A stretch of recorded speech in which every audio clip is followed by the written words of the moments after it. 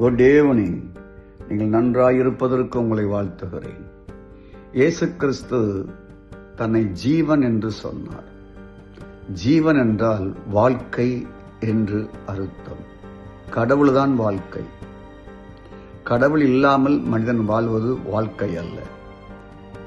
கடவுளை எந்த ஒரு மனிதன் ஜீவனாக வாழ்வாக தனக்குள் கொண்டு வாழ்கிறார்களோ அவருடைய வாழ்க்கை கடவுளுடைய வாழ்க்கையை போல் இருக்கும் என்று 1 யோவான் 4:17 கூறுகிறது.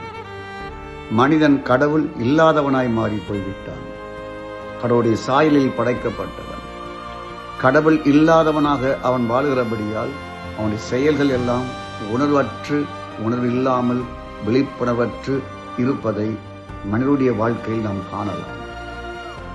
கடவுளைப் போல் பட்சபாதம் இல்லாதபடி ஒரு மனுஷன் வாழ வேண்டும் என்றால் அவன் தேவனுடைய வாழ்வை, தேவனுடைய ஜீவனை தனக்குள் பெற்றிருக்க வேண்டும். நாம் நமக்குள்ளே தூங்குகிறோம். நாம் ஒரு இயந்திர மனிதனாக இருக்கிறோம்.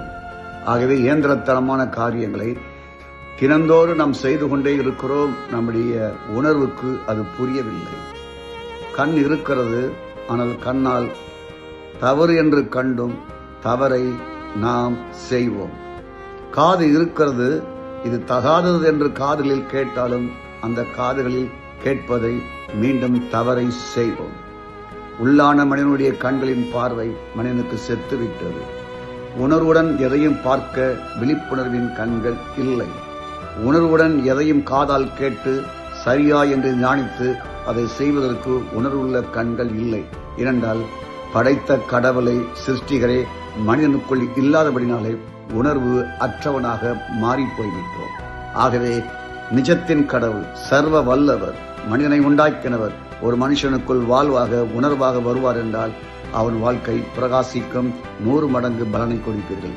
நாளை சந்திப்போமா? God bless you.